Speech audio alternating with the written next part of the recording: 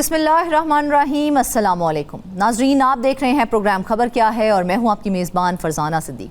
नाजरीन, आज प्रोग्राम के पहले हिस्से में हम बात करेंगे मुल्क में इंटरनेट की सुस्त रफ्तारी और मोबाइल सिग्नल्स के संगीन मसाइल पर। 5G के दावों के बावजूद मुल्क भर में इंटरनेट की रफ्तार में कमी है और मोबाइल सिग्नल्स की खराबी एक बहुत बड़ा चैलेंज बन चुका है। बड़े शहरों से लेकर दूर दराज इलाकों तक सार्फिन इस सूरत हाल से परेशान हैं, जबकि PTA की हिकमत अमली और इक़दामात भी सवालात के घेरे में है।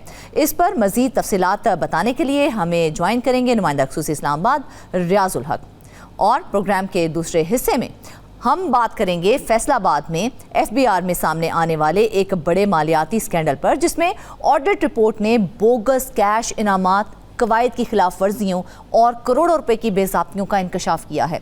22 टैक्स दफातर में अफसरान को मेरिट के खिलाफ इनामात दिए गए हैं, जिसने इदारा जाती शफाफियत और एहतसाब पर बहुत से सवालात उठा दिए हैं। इस सारे मामले पर मजीद बात करने के लिए हमें ज्वाइन करेंगे नुमाइंदा फैसलाबाद बिलाल सिकंदर। और प्रोग्राम के आखिरी हिस्से में हम बात करेंगे एक निहायत अहम और तशवीशनाक सूरत हाल पर। मुल्क में माहौलियाती खतरात तेज़ी से बढ़ रहे हैं। जंगलात की ज़रूरत पहले से कहीं ज़्यादा बढ़ चुकी है, मगर दरख्तों की बेतहाशा कटाई माहौल के तवाज़ुन को बिगाड़ रही है। दूसरी तरफ इन्हीं जंगलात के तहफ़्फ़ुज़ के लिए कायम इदारों में मुबैना बेज़ाब्तियाँ और करप्शन ने सूरत हाल को मज़ीद पेचीदा कर दिया है। सवाल ये है कि जब कुदरती वसाइल गैर महफूज होंगे और ज़िम्मेदार इदारे अपनी ज़िम्मेदारियों को पूरा नहीं कर सकेंगे, तो फिर तहफ़्फ़ुज़ का दावा किस बुनियाद पर किया जाएगा? इस हसास मामले पर मज़ीद तफसीलात बताने के लिए हमें ज्वाइन करेंगे नुमाइंदा कोयटा शाह हुसैन तरीन। तो नाज़रीन, चलते हैं आज की पहली खबर की जानिब। आपको बताएं कि एक तरफ मुल्क में 5G के दावे हो रहे हैं और दूसरी तरफ आवाम को स्लो इंटरनेट और नो सिग्नल का सामना है। ये कैसा डिजिटल पाकिस्तान है? क्या मसला टेक्नोलॉजी का है या फिर सिस्टम का है? आइए इस अहम मसले पर कुछ सवालात उठाते हैं ताकि भाम को दूर किया जा सके। अच्छा, मुझे बताइएगा रियाज के क्या 5G लॉन्च करने से पहले मौजूदा 4G इंटरनेट को बेहतर बनाना ज़रूरी नहीं था?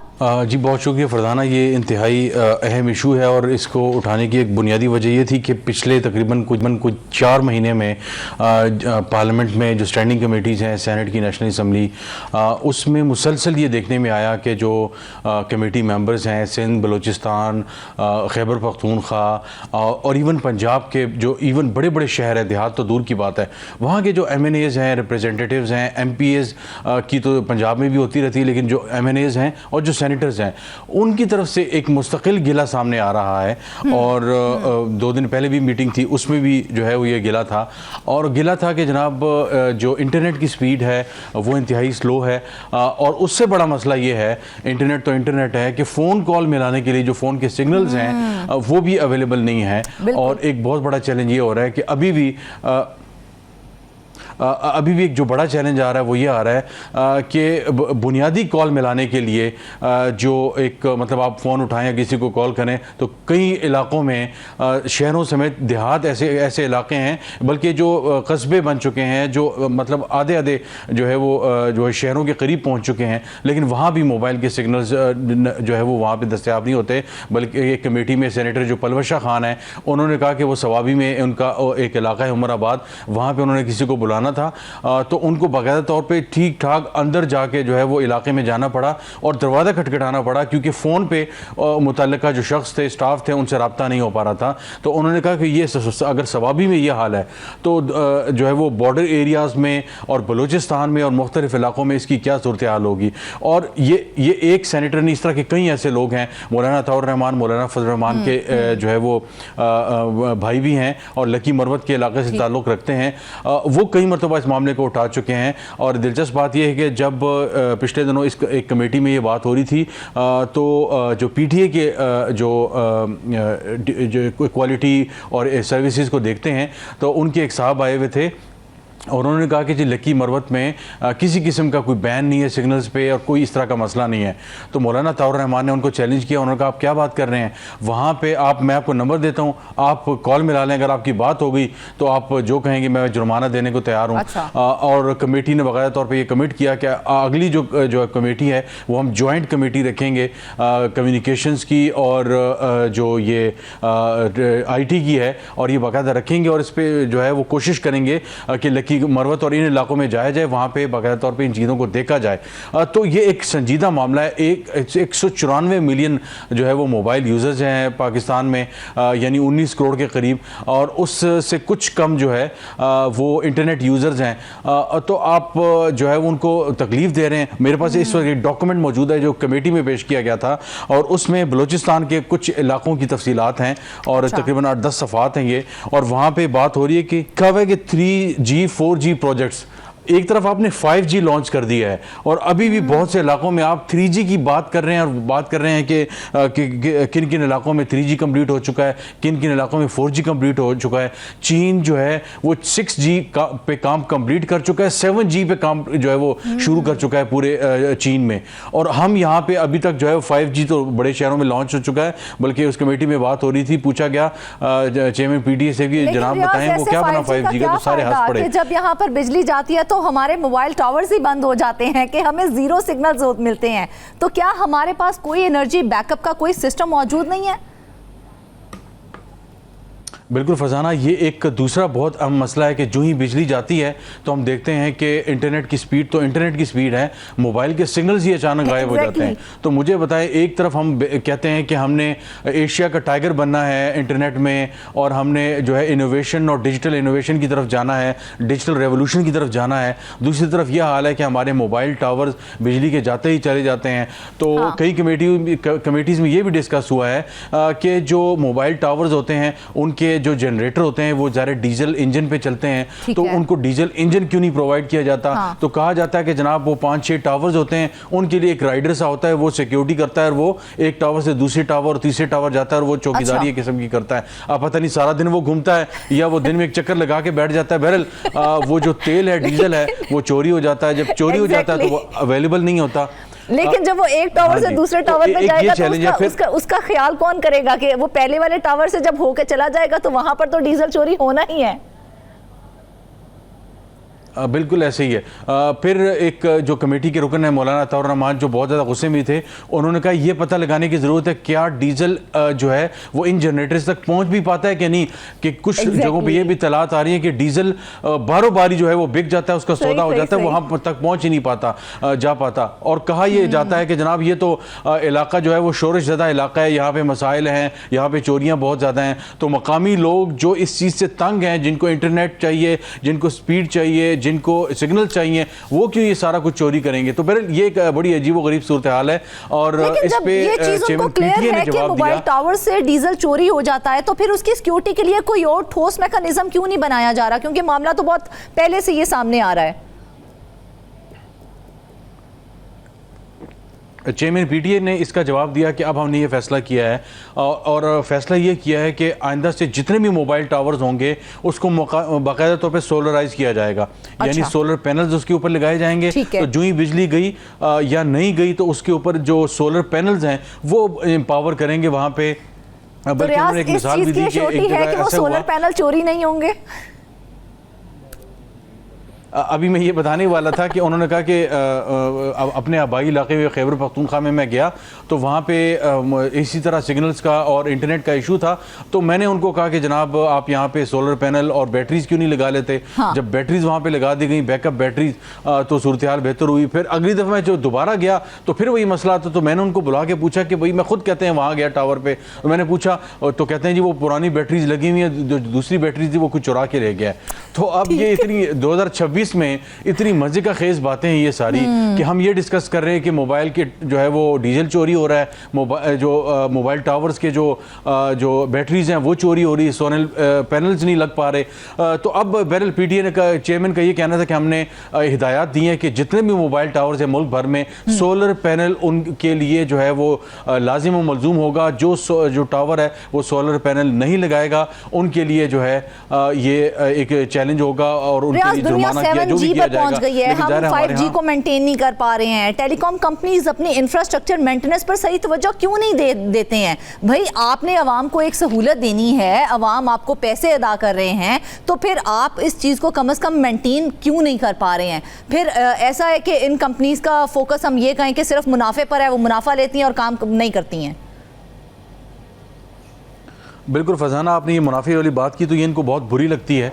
और हमने पिछले कुछ अरसे में देखा कि कई मोबाइल ऐसी कंपनीज थी जिनके हवाले से बहुत शोर मचा, और ये भी अगेन पार्लियामान में सेनेट वगैरह में बहुत ज़्यादा उठा, स्टैंडिंग कमेटीज़ में ये उठा कि मोबाइल पैकेजेस पे लोग जो है वो एक पैकेज कुछ किया नहीं होता, और जब वो बैलेंस डालते हैं तो बैलेंस जो है वो उनसे कट जाता है। जब कॉल सेंटर मेरा सबसे बड़ा मसला है, मेरे पैसे कट जाते हैं।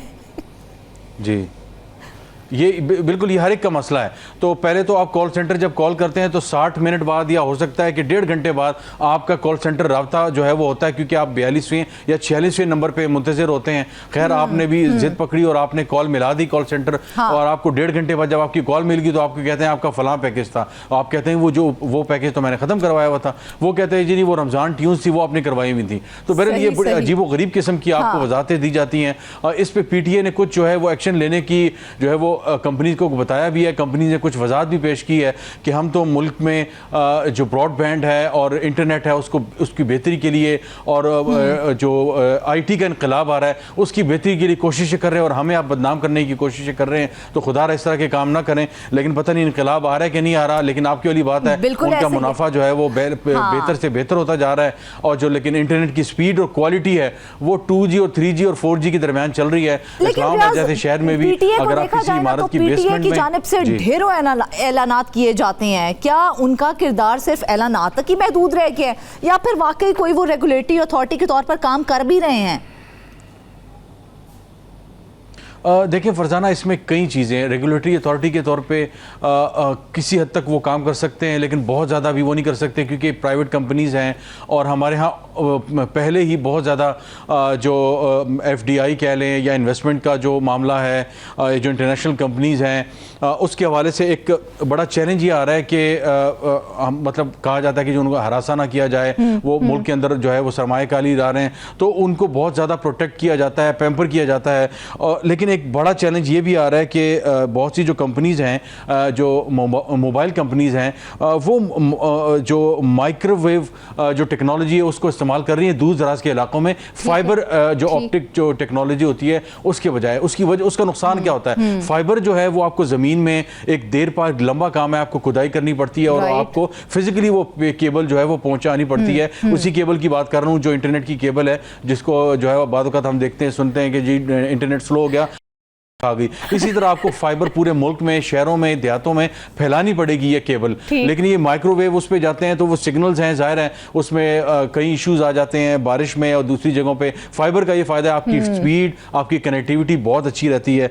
दूसरा जो है एक चैलेंज आ रहा है स्पेक्ट्रम का। अभी हमने देखा कि अच्छा स्पेक्ट्रम का लॉन्च हुआ, उससे उम्मीद की जा रही है कि 5G जो है मई में बहुत से बड़े बड़े शहरों में अवेलेबल हो जाएगा, उससे किसी हद तक चीजें बेहतर हो जाएंगी। लेकिन अगेन कहा जा रहा है कि शायद आईफोन के अहम सवाल, 5G का जिक्र आ रहा है तो 5G कहा जा रहा है कि सिर्फ आईफोन सार्फिन के लिए होगा। मतलब ये बाकी लोगों के साथ क्यों ज्यादती कर रहे हैं, ये डिजिटल इनइक्वालिटी क्यों कर रहे हैं, इसकी क्या रीजन है? ये बिल्कुल ऐसे ही है कि आईफोन तो मेरा ख्याल है कि पाकिस्तान में शायद 2% से कम लोगों के पास आईफोन होगा, ऐसे ही है। और जो उसकी कीमतें हैं $700-800 डॉलर के करीब, 2.5-3 लाख से जो है वो फ़ोन शुरू होता है। और जो पुराने फ़ोन जो वो इतने स्लो हैं, और अगेन जो नए फ़ोन है उसमें आपके पास अगर 5G नहीं है तो आपके लिए एक मसला हो सकता है। तो ये वो सारी चीज़ें हैं। आईफोन के लिए तो आपने कर दिया, आईफोन में सारे आपके जो एलीट आ जाती है, जो 10 लाख का फ़ोन भी ले सकते हैं, लेकिन आम जो बंदा है वो बेचारा क्या करेगा? तो वो मतलब अगेन आपने रहमो करम पे डाल दिया। तो ये कुछ ना समझ आने वाली बातें हैं। लेकिन अगर आप ये समझते हैं कि जो अशराफिया ये जो शोर डालती है या जिनको तकलीफ होती है, कम से कम उनके फोन तक जो है वो हम ये पहुंचा दें, उसके बाद देखेंगे। तो ये बड़ी मजे का किस्म की बात है। लेकिन सिर्फ ये सहूलियात जो है वो अशराफिया के लिए बनाई जाती हैं और उनके लिए ठीक भी कर दी जाती हैं। बिल्कुल ऐसे ही है। तो अगेन इसके लिए एक फेवरेबल जो है वो माहौल बनाना होगा, और बाकायदा तौर पे कंपनीज़ को फेवरेबल माहौल देना होगा, और उसके मुताबिक उसके बाद बाकायदा कंपनीज़ को बताना होगा कि आप जो चार्ज कर रहे हैं उसके चाहे पोस्ट पेड यूज़र हैं या प्री पेड यूज़र्स हैं, आपने फिर वो चीज़ देनी है आवाम को, वो क्वालिटी ऑफ इंटरनेट या क्वालिटी ऑफ वॉइस जो ऑडियो कॉल्स की है या वीडियो कॉल्स की है, जिसका आप उससे कमिट कर रहे हैं, जिसका आप उससे चार्ज कर रहे हैं। क्योंकि एक बहुत बड़ा मसला है कि हम अगर इस्लामाबाद में रह रहे हैं, लाहौर बड़ा शहर है, फैसलाबाद है, पेशावर है, कराची है, वहाँ से भी लोग अक्सर कहते हैं कि इमारतों से अगर दाएं बाएं भी हो जाएं तो सिग्नल्स की क्वालिटी, वीडियो की क्वालिटी, इंटरनेट की क्वालिटी शदीद मुतासिर होती है। तो हम तो देहात की दूर दराज इलाकों का गिला ही ना करें अगर शहरों में इस तरह के मामलात हमें आ रहे हैं। तो जब हमारे पास जदीद स्मार्टफोन्स ही मौजूद नहीं हैं, वही दस्तयाब नहीं है, तो फिर ये जो 5G के दावे किए जा रहे हैं ये कितने हकीकत पसंद आना है फिर? देखिए ये एक चैलेंज है। कल हमारी सेक्रेटरी पीटी जो सेक्रेटरी इंफॉर्मेशन टेक्नोलॉजी हैं, फिर इसके अलावा चेयरमैन पीटीए हैं और कुछ और जो लॉ मेकर्स हैं, उनसे यही बात हो रही थी कि लेकिन उनका जवाब था कि जी पाकिस्तान में जो 70% फ़ोन हैं वो तैयार हो रहे हैं लोकली असेंबल्ड, और जो बड़े फ़ोन्स हैं ये बाहर से होते हैं। तो अब लोकली असेंबल्ड का मतलब ये है कि सारे जो पुर्जे हैं वो बाहर से आते हैं और यहाँ पे सिर्फ तैयार होता है। लेकिन चलें वो किसी हद तक ठीक है, लेकिन वो कह रहे थे अब हम सोच रहे हैं कि इस तरह की कोई चीज़ की जाए कि 25 से 30 हज़ार का जो फ़ोन है उसके ऊपर जो है 5G का वो लगाया जाए और फिर वो जो है वो लोगों को आसान अक़सात में जो है वो फराहम किया जाए। तो अगेन बहुत सी चीज़ें बहुत फ्लूइड हैं। मैं तो कहूँगा कि हवाई बातें लग रही हैं। आप जो है वो इंटरनेट लोगों को प्रोवाइड करने की बात कर रहे हैं, 5G स्पीड देने की बात कर रहे हैं, लेकिन यहाँ पे कितने लोग हैं जो आईफोन ले सकते हैं? तो इस हवाले से कोई वर्किंग वगैरह भी शुरू की गई है या बस हवाई बातें ही चल रही हैं? फ़िलहाल तो मतलब फ़िज़ा में ही बात चल रही है। कहा जा रहा है कि इस पे जो है वर्किंग आने वाले कुछ महीनों में या सालों में हो सकती है।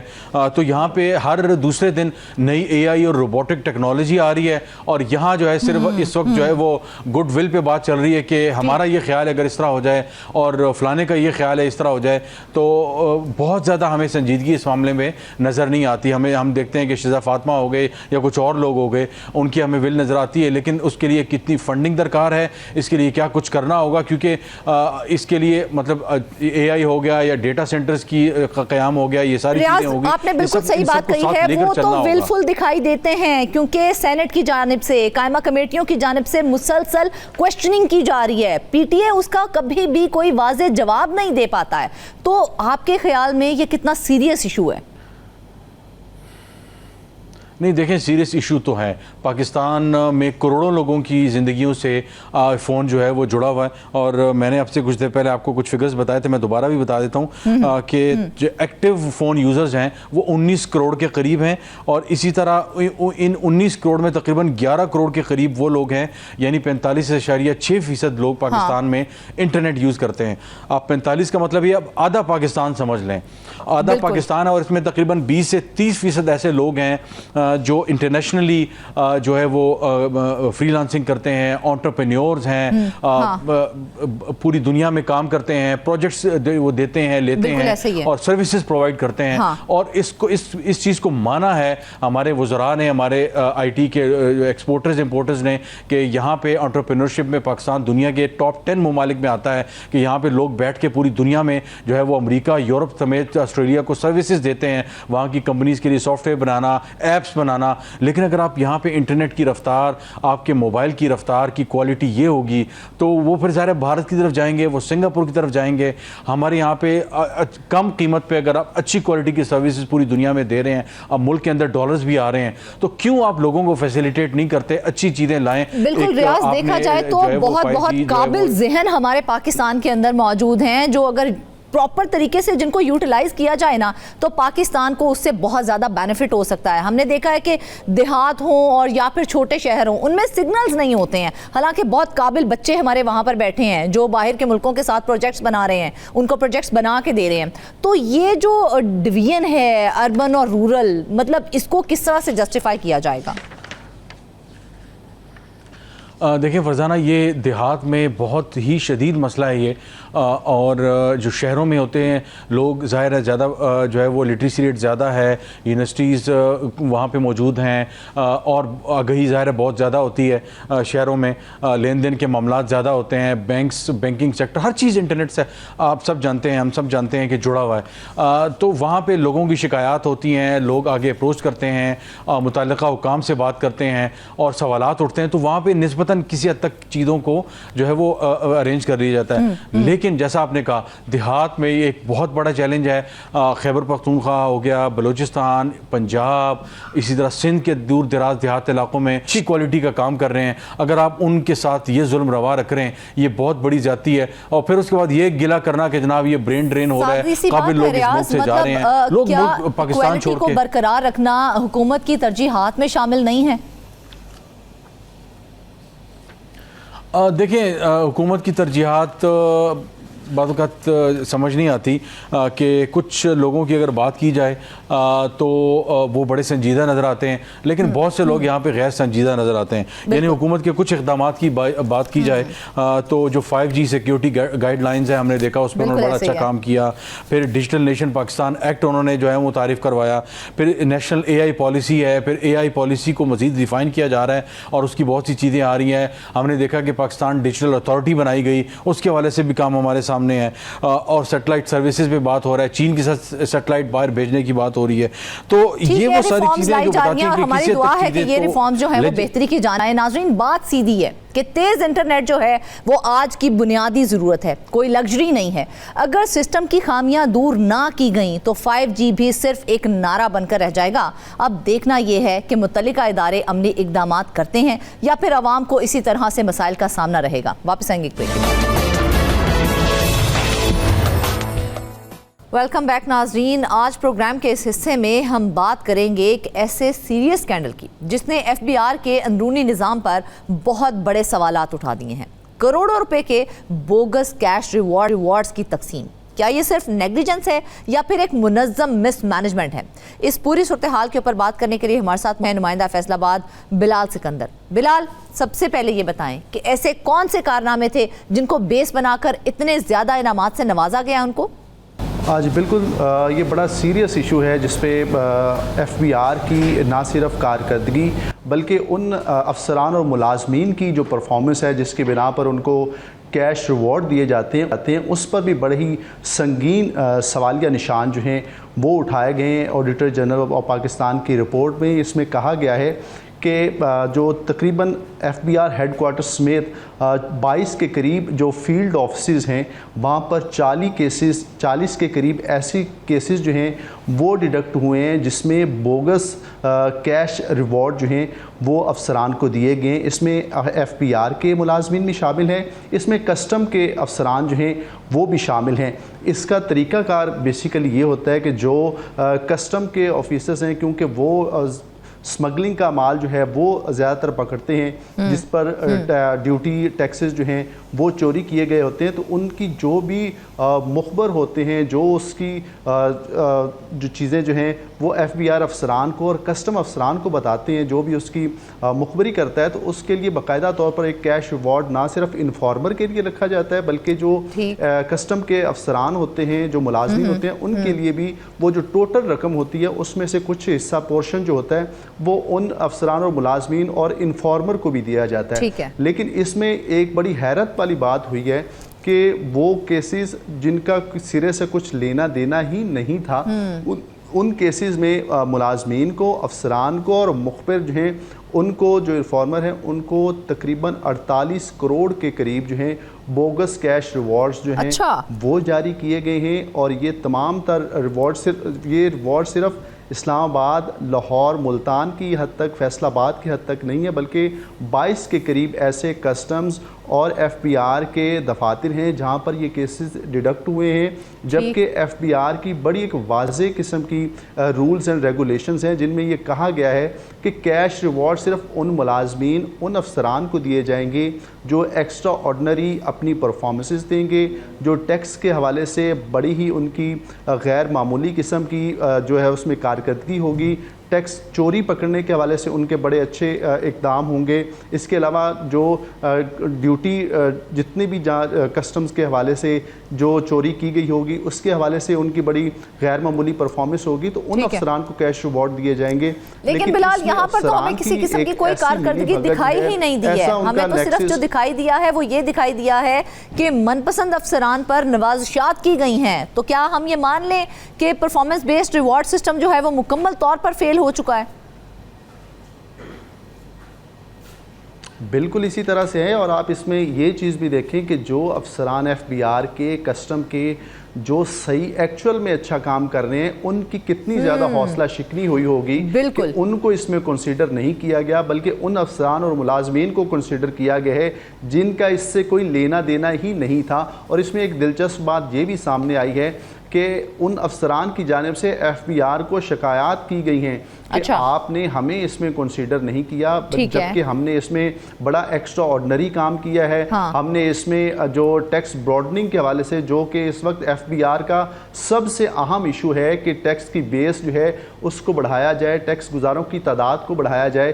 तो जो अफसरान BTB में काम कर रहे थे, जो अफसरान I&I में काम कर रहे थे, जो अफसरान कस्टम इन्फोर्समेंट में काम कर रहे थे, उन तमाम तर अफसरान और मुलाजमीन जो कि अच्छा काम कर रहे हैं उनको इसमें नज़रअंदाज किया गया। और वो अफसरान जिनकी वजह शोहरत सिर्फ ये है कि वो राशि ऑफिसर्स हैं, वो मुबैना तौर पर जो है वो लोगों से माल बनाते हैं, तो उनको ही इसमें कंसिडर किया गया। और इतनी बड़ी रकम जो है 48 करोड़ 40 लाख की रकम जो है वो उनमें तकसीम की गई। तो सवाल तो यहीं पर खड़ा हो जाता है ना बिलाल के, मतलब 48 करोड़ रुपए किस बुनियाद पर अप्रूव हुए हैं, और अप्रूवल देने वाले वो कौन लोग हैं जिन्होंने इसको इतनी बड़ी अमाउंट को अप्रूव कर दिया?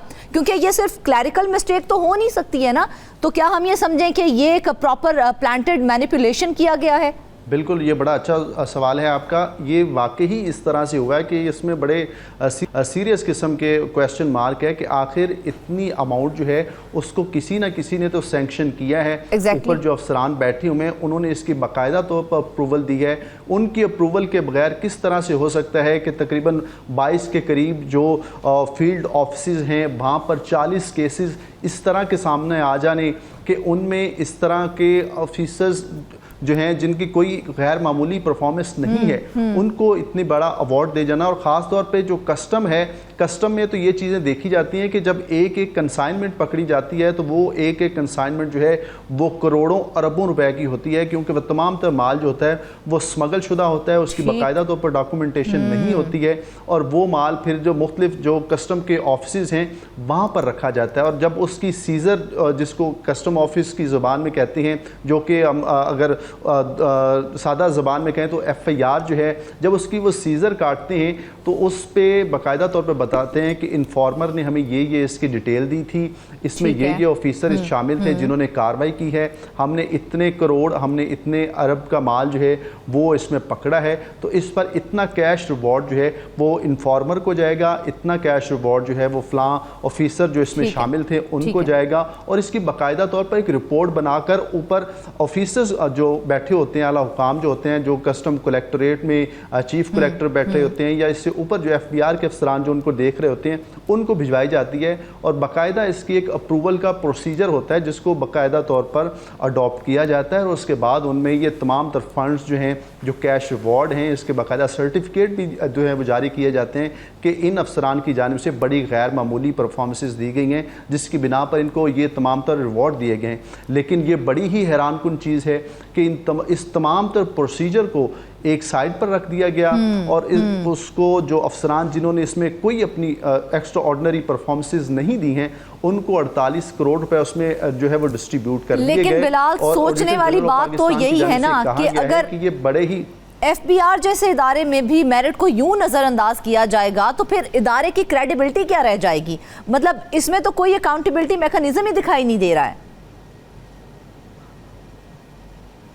देखें, इसमें यही तो इशू है कि FBR को इस वक्त भी तकरीबन ये लास्ट क्वार्टर चल रहा है FBR का टैक्स कलेक्शन के हवाले से माली साल में, और FBR को इस वक्त भी तकरीबन कुछ 600 अरब के करीब का शॉर्टफॉल टैक्स का जो है वो सामना है। और इसकी वजूहात भी यही हैं कि वहाँ पर जो ऑफिसर्स बैठे हुए हैं वो टैक्स ब्रॉडनिंग पे तवज्जो नहीं दे रहे। और इसकी ज़िंदा मिसाल हमारे सामने ये है कि जो ऑफिसर्स काम कर रहे हैं उनको इसमें निगलेक्ट किया जा रहा है, और जो ऑफिसर्स काम नहीं कर रहे उनको बोगस कैश रिवॉर्ड दिए जा रहे हैं, जिसकी वजह से अब ये बड़े सीरियस किस्म के सवाल उठे हैं, जिसके बाद अब एक इंक्वायरी का जो है वो भी इनिशिएट बाकायदा तौर पर ये जिस तरह से आप बता रहे हैं कि अफसरान को जो वाकई ही हार्ड वर्क कर रहे हैं उनको इग्नोर किया जा रहा है, तो क्या इन फ्यूचर उनकी परफॉर्मेंस की वजह से इफेक्ट नहीं होगी? ये तो एक तरह की इंस्टीट्यूशनल इनजस्टिस है उनके साथ।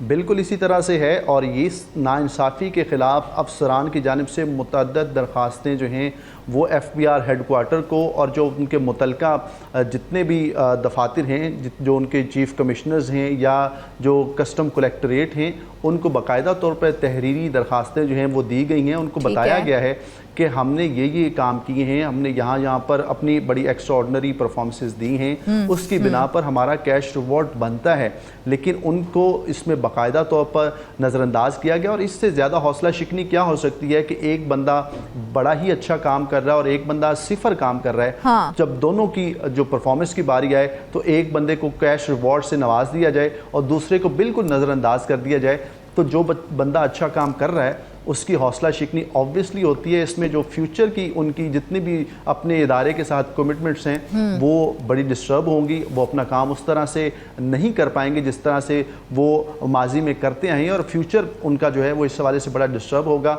लेकिन जिन अफसरान को, जिन मुलाजमीन को, जिन इन्फॉर्मर्स को ये तमाम तर रकूम जो हैं वो जारी की गई हैं, तो आप इससे एक इसका दूसरा रुख भी है कि उन्होंने अगर इदारे के साथ इतना चूना लगाया है तो जो माल वो पकड़ते हैं, जिस माल को जो वो सीज किया जाता है, जो जिस पे ड्यूटी और जो टैक्स चोरी होता है, तो उसमें से कितना माल वो उठा के अपने ज़ाती इस्तेमाल में ले जाते होंगे, तो वो इदारे को, वो FBR को, वो कस्टम को दोनों हाथों से लूट रहे हैं।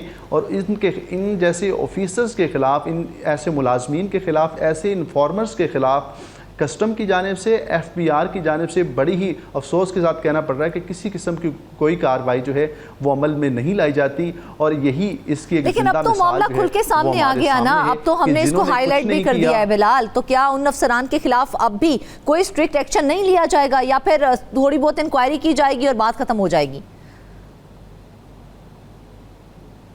ये जो आपने लास्ट पे बात की है, ये सब कुछ इसी तरह से ही चलता आया है। ये तो चलता आया है ना, लेकिन हमारी कोशिश तो ये होती है ना कि इस तरह से चले ना।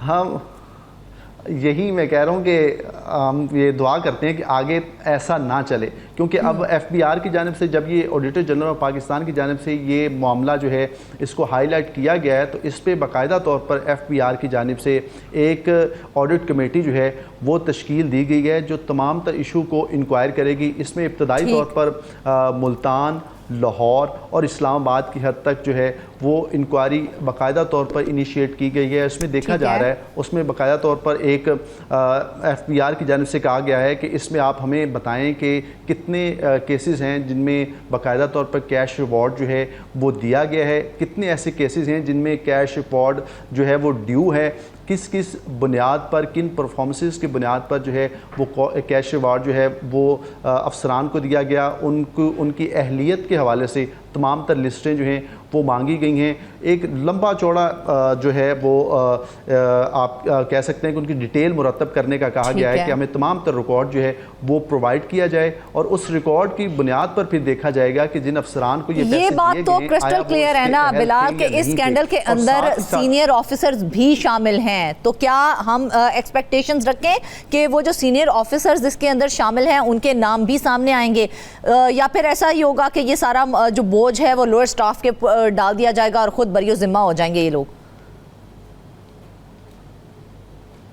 देखिए ये तो पॉसिबल ही नहीं है कि जो आला अफसरान, क्योंकि सैंक्शन उन्हीं नहीं करने हैं, जितनी भी अमाउंट जो है वो नीचे मुलाजमीन में कैश रिवॉर्ड दिए जाने हैं, तो जब तक ऊपर बैठे अफसरान उनको अप्रूव नहीं करेंगे वो कैश रिवॉर्ड जो है वो नीचे मुलाजमीन तक नहीं पहुंच सकते। लेकिन इसका नज़ला जो है वो हमेशा से स्टाफ के ऊपर ही डलता है, हमेशा से अफसरान होते हैं वो उससे बरी ज़िम्मा हो जाते हैं।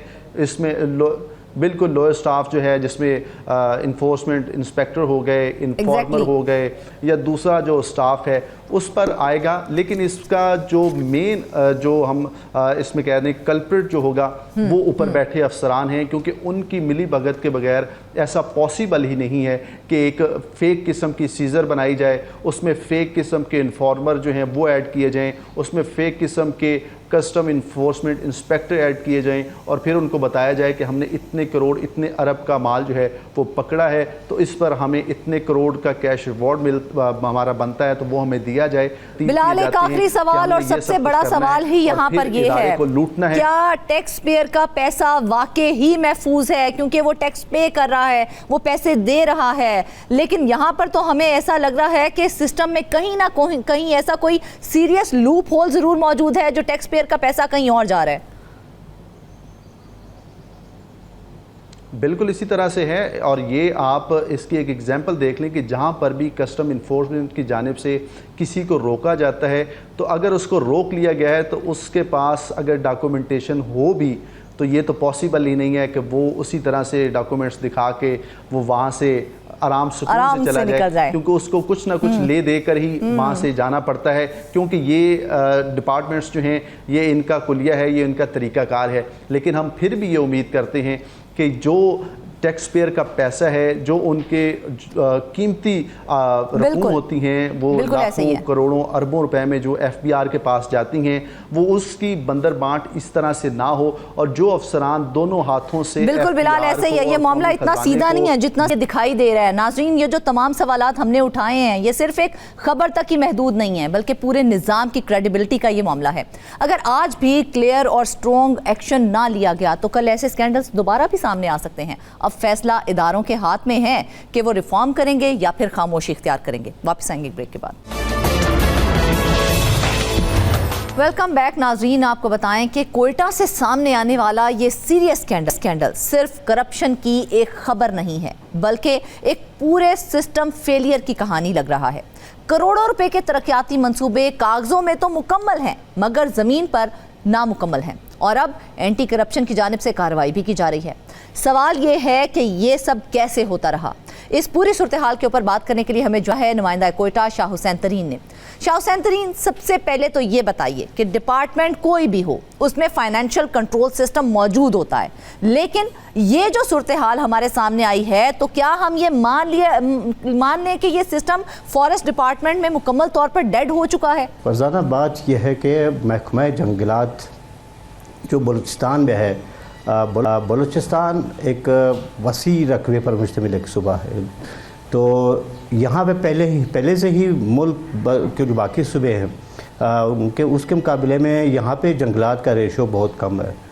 यानी बलूचिस्तान में जंगलात का रेशो सिर्फ 3% था। ये भी एक दहाई पहले की बात है। और उसके बाद उसकी प्रॉपर निगरानी भी नहीं की गई। यानी सालाना लाखों पौधे लगाए जाते हैं जंगलात के रेशो बढ़ाने के लिए, उसमें अरबों रुपए के फंड्स रखे जाते हैं, और स्टाफ है, फॉरेस्ट गार्ड है, ठेके हैं, तामीराती काम है, मगर बात यह कि इस पर चेक एंड बैलेंस नहीं है, निगरानी नहीं है। जंगलात का जो निज़ाम है, महकमा जंगलात का जो निज़ाम है वो इंतहाई कमज़ोर है, और इसी वजह से जो भी तरक्याती काम होते हैं वो अक्सर करप्शन की नज़र हो जाते हैं। उसमें करोड़ों रुपए का ये स्कैंडल जो सामने आया है, ये भी कलाट डिवीज़न का है, और यहाँ जो जो कहानी सामने आई है करप्शन की, 26 करोड़ रुपए टोटल की करप्शन की ये कहानी है जो सामने आई है फॉरेस्ट डिपार्टमेंट में। जो कंजर्वेटर है वहाँ पे ख़ासकर ये कोस्टल डेवलपमेंट का ये प्रोजेक्ट था। यहाँ पे मुख्तलिफ़ किस्म के पौधे लगाने थे, तरक्याती काम होने थे, मैंग्रोव्स के जंगलात बढ़ाने थे, मगर कागज़ों तक ये मुकम्मल हो गया कागज़ों के हद तक। मगर जब तहकीकात हुई, एंटी करप्शन डिपार्टमेंट ने ये केस जो है ना इसको इन्वेस्टिगेट किया और मालूमात ली, वो कागज़ों के हद तक तो था मगर ये ग्राउंड पे कुछ नहीं था। तो इसीलिए उस पर कुछ गिरफ्तारियां भी की है, एक ठेकेदार गिरफ्तार हुए हैं, उनसे पूछताछ जारी है, जबकि जो असल जो मुलजिम हैं और साबिक कंजर्वेटर है ये कोस्टल डेवलपमेंट का कला डिवीज़न, वो अभी तक रुपोश हैं। उनकी गिरफ्तारी के लिए भी कार्रवाई छापे मारे जा रहे हैं, ये महकमा एंटी करप्शन के हुकाम का कहना है।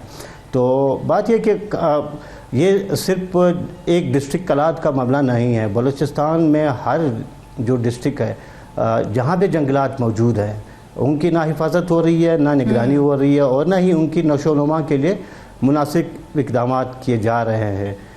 यानी आप ज़ियारत से लेके आप जाएँ जोब तक, शीरानी तक, लोरलाई तक, मुसाखिल तक बड़े पैमाने पे यहाँ पे जंगलात फैले हुए हैं, कीमती जंगलात हैं, उनकी हिफाजत नहीं हो रही है। इसके अलावा जो हर साल जो बजट मुख्तस किया जाता है नए पौधों के लिए, वो पौधे तो लगा दिए जाते हैं मगर उनकी निगरानी नहीं होती, वो पौधे सूख जाते हैं या फिर लोग वो काट के ले जाते हैं, या फिर जो है ना कुछ लगा दिए जाते हैं, कुछ कागज़ों के तक ही महदूद होते हैं। ये एक सिलसिला है जो कि साल साल से चला आ रहा है। उस पर एक मौसर चेक एंड बैलेंस की ज़रूरत है, उसकी मौसर निगरानी की ज़रूरत है, और ताकि पहले ही यहाँ पे चूँकि जंगलात का, इसीलिए तो बलूचिस्तान आप देखें, बलूचिस्तान में एक खुश्कसाली का दौर आ जाता है। एक दौर ऐसा भी आया था कि एक दहाई तक बारिशें नहीं हुई थी, तभी खुश्कसाली था। तो फिर जो है ना ये जंगलात अगर हों, माहिरीन भी यही कहते हैं कि अगर जंगलात हों तो बारिशें होती है, इस पर बड़े अच्छे असरात होते हैं ज़मीन पर। अगर जंगलात अब काटेंगे, उसकी जगह फिर नए पौधे नहीं लगाएंगे, और अगर लगाएंगे तो फिर उसकी निगरानी नहीं करेंगे, या फिर वो मंसूबे वो करप्शन की नज़र हो जाते हैं। लेकिन तो मामला जो है वो खराबी की तरफ 26 करोड़ जाते हैं। रुपए से ज़ायद की रकम खर्च की गई है, जिसका जिक्र आपने भी किया है। अव्वल तो ये कोई मामूली रकम नहीं है, 26 करोड़ इज़ टू मच। तो क्या इसको खर्च करने से पहले कोई सर्च, कोई डिटेल्स या फिर किसी भी किस्म के चेक एंड बैलेंस को फॉलो नहीं किया गया था? देखिए, ये बजट तजावीज़ आती हैं तो एक साल पहले बजट तजावीज़ आती हैं हर डिपार्टमेंट से। बजट तजावीज़ में इलाकों की निशानदेही होती है कि किस इलाके में क्या होना है और क्या कमी है। और ये भी एक प्रोजेक्ट था जो कि महकमा जंगलात का था, ये बाकायदा इसकी मंजूरी हुई है, और जो माहिरीन की राय ली जाती हैं, मगर ये कि मनसूबा तो बन जाता है, वो अप्रूव भी हो जाता है बजट में, और एलोकेशन भी हो जाती है, बजट की एलोकेशन भी हो जाती है, मगर वहाँ जो जहाँ पे बजट खर्च होना है वहाँ पर मामला जो है ना वो करप्शन की नज़र हो जाते हैं। ये डिस्ट्रिक्ट लेवल की सतह पे मामला जो है वो अक्सर हो जाते हैं, ये ख़ास का जो जंगलात का जो डिपार्टमेंट है। इसीलिए तो ये मनसूबा भी ऐसा ही मनसूबा था जो जिस तरह बाकी जो मनसूबे बलूचिस्तान में वो साल से एक या बद इंतज़ामी के शिकार हो जाते हैं या करप्शन के शिकार हो जाते हैं। ये भी उनमें से एक मनसूबा है। ऐसा नहीं कि इसकी मंजूरी नहीं हुई थी, ऐसा नहीं कि इस पर माहिरीन की राय नहीं ली गई थी। जंगलात का रेशो बढ़ाने के लिए एक ज़रूरत थी, एक तजवीज़ आई और मनसूबा बना, मनसूबा मंजूर हुआ, बजट की एलोकेशन हुई, मगर एलोकेशन के बाद खर्च जो बजट जो खर्च होना था वो सही तरीके से खर्च नहीं हुआ। लेकिन हमने यहाँ देखा है ना कि जो काम CNW के थे वो फॉरेस्ट डिपार्टमेंट ने खुद किए हैं, तो इस हवाले से प्रोक्योरमेंट रूल्स क्या कहते हैं? क्या यहाँ कोई वायलेशन तो नहीं हुई है? बिल्कुल ऐसा ही है। अगर एक प्रोजेक्ट CNW डिपार्टमेंट चला रहा है, उसको ये प्रोजेक्ट एलोकेट हुआ है, तो अगर जंगलात का जो डिपार्टमेंट है उसके अफसरान वो खुद चलाएं और CNW के जो रूल्स है या हुकूमत के रूल्स है, गवर्नमेंट के रूल्स है, रेगुलेशंस हैं, उनको बाईपास करें, उनको वायलेट करें, तो यकीनन उसमें उनका ज़ाती मफाद का आंसर शामिल होता है कि वो रूल्स को बाईपास करके फिर मनसूबा खुद चलाते हैं। तो ये भी एक वजह थी इसकी, यहाँ पे जो करप्शन हुई है। तो महकमा एंटी करप्शन इस मामले को देख रही हैं और मज़ीद भी तहक़ीक़ात इसकी हो रही है और मज़ीद भी गिरफ्तारियाँ मुतवक्के हैं। ख़ासकर जो साबिक जो कंजर्वेटर है, ये खासकर कोस्टल डेवलपमेंट के वो मफरूर हैं, उनके गिरफ्तारी के लिए छापेमारी जा रहे हैं। जो ठेकेदार गिरफ़्तार हुआ है उनसे भी मज़ीद जो तफ्तीश है, मज़ीद मालूमात हासिल की जा रही है एंटी करप्शन की जानिब से। जब ये केस मुकम्मल होगा, तफ्तीश मुकम्मल होगी, तब इसके ख़िलाफ़ अदालत में एक केस दायर किया जाएगा और फिर यह मामला अदालत जाएगा और वहीं पे इसका सज़ा और जज़ा का फ़ैसला हो जाएगा। मगर इसको एक मिसाल बनाना चाहिए, ये माहिरीन ये कहते हैं कि इसको एक मिसाल बनाना चाहिए कि अगर यहाँ पे करप्शन हुई है तो इसके तह तक जाना चाहिए। करप्शन तो एक तरफ, यहाँ पर लिखा है कि बोगस प्रोग्रेसिव रिपोर्ट्स तैयार की गई हैं, लेकिन उसको इफेक्टिव बनाने के लिए आखिर अप्रूवल की ज़रूरत भी तो होती है ना। तो अफसरान ने किस तरह से सिस्टम को गुमराह किया है और उसका अप्रूवल दे दिया है? देखिए, ये मिली भगत से होता है, मिली भगत सबकी शामिल होती है। ये सबको पता होता है कि जो अफसरान हैं उनको पता होता है कि वो जिस मंसूबे की जो है ना वो एलोकेशंस की वो मंजूरी देते हैं, बजट खर्च, यानी ज़ाहिर तो जब बजट खर्च होता है उसकी मुतल्लिका डिपार्टमेंट से मंजूरी आती है कि बजट इस मद में खर्च हो गया, बाकायदा उसकी कागजात, इसकी डॉक्यूमेंटेशन होती है। मगर ये कि यही बात है, इन्होंने सोचा होगा कि शायद वो ना पकड़े जाए, मगर जब ये मामला उठा और फिर इसकी तहकीकात हुई तो अब ये केस सामने आया है और ये इनकी तह तक जो है ना महकमा एंटी करप्शन के हुकाम का ये कहना है, DG एंटी करप्शन है, वो कहते हैं कि जाएंगे इस केस की तह तक जाएंगे कि आखिर ये जो CNW से पहले के जंगलात के अफसरान ने क्यों इस पर काम किया, क्यों मुकम्मल किया, और इसके बाद जो कागज़ों के हद तक तो ये मौजूद है, ग्राउंड पे क्यों मौजूद नहीं है, और कौन कौन से मज़ीद जो डिपार्टमेंट्स है जो इसमें इन्वॉल्व है वो उसको भी देखेंगे, और जो फाइनेंस डिपार्टमेंट है ये बजट की मंजूरी देती है उसको भी देखा जाएगा। यानी ये करप्शन कहानी एक कड़ी है, ये एक चेन है। तो अगर इसको इसकी मुकम्मल तफ्तीश हमने तो ये भी देखा है कि यहाँ पर एडवांस पेमेंट्स भी दे दी गई लेकिन काम भी नहीं करवाया गया, तो ये तो किसी को भी हम बताएं तो लिटरली ये तो फाइनेंशियल फ्रॉड की मद में ही देखा जाएगा इस पूरी सिचुएशन को। लेकिन इस फ्रॉड को जस्टिफाई किस तरह से किया गया है? जी बिल्कुल ऐसा ही है कि एडवांस पेमेंट जो ना, एडवांस पेमेंट सबसे पहले जो रूल्स की यही खिलाफ वर्जी है कि एक ठेकेदार को आपने एडवांस पेमेंट कर दी। हाँ। और एडवांस पेमेंट आपने किस रूल्स में दी है, किस रूल में एडवांस पेमेंट आपने की है, उसके क्या मफादात थे जो मुतल्लिका अफसरान थे जिन्होंने एडवांस पेमेंट की एक ठेकेदार को। जिस काम के लिए एडवांस पेमेंट दी जा रही है वो काम करवाया ही नहीं जा रहा है। जी बिल्कुल, काम भी नहीं करवाया, एडवांस पेमेंट भी की, काम भी नहीं करवाया, और फिर जो मुतल्लिका डिपार्टमेंट है फॉरेस्ट डिपार्टमेंट, उन्होंने ठेकेदार से पूछगछ भी नहीं की और कि भाई आपने एडवांस पेमेंट तो ले ली, काम क्यों नहीं हुआ। ये तो महकमा एंटी करप्शन ने ये केस उठाया है, तफ्तीश महकमा एंटी करप्शन ने की है, तब जाके ये मामला सामने आए हैं, ठेकेदार गिरफ्तार हुए हैं। तो अब इनसे तफ्तीश जारी है, मज़ीद भी मामला सामने आएंगे, मज़ीद भी इंकिशाफात होंगे कि ये कड़ी कहाँ तक जाती है, ये चेन है, ये कहाँ तक फैला हुआ है ये चेन।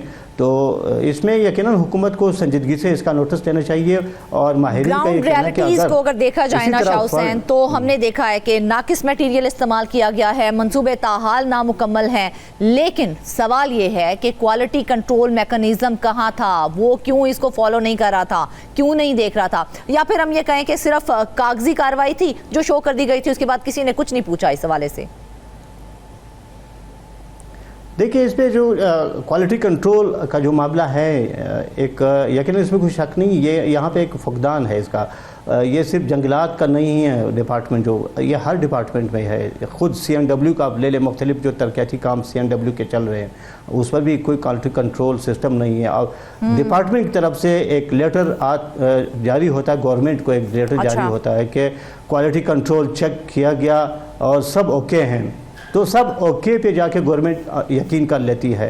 और ये मामला कई बार मीडिया के थ्रू मुख्तलिफ प्रोग्रामों में वज़ीर आला के साथ भी उठाया गया और वज़ीर आला शायद मुतमईन है, इसीलिए तो अभी तक कोई एक्शन नज़र नहीं आया इस सिलसिले में।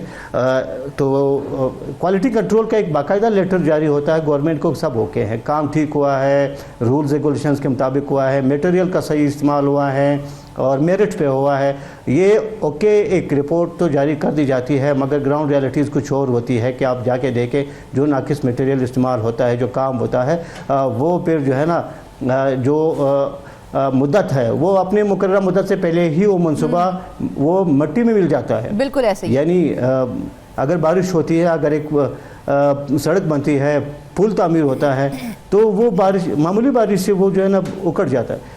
इसी तरह ये जो केस है, ये स्पेसिफिक जो जंगलात का केस है, ये भी एक इसी तरह का एक केस है। इस पर भी क्वालिटी कंट्रोल का लेटर जारी तो हो गया था, मगर ये कि अब चूँकि मामला जो है ना वो इन्वेस्टिगेट हुआ है और चीज़ें सामने आ गई हैं कि नहीं ना इसमें क्वालिटी कंट्रोल चेक किया गया, एडवांस पेमेंट भी की गई। कंजर्वेटर को जो जरूरत से ज्यादा इख्तियारात दिए गए थे वो किस जुमरे में दिए गए थे और उसको किस तरह से जस्टिफाई किया जाएगा, क्योंकि उन्होंने तो अपने इख्तियारात का बहुत गलत इस्तेमाल किया है।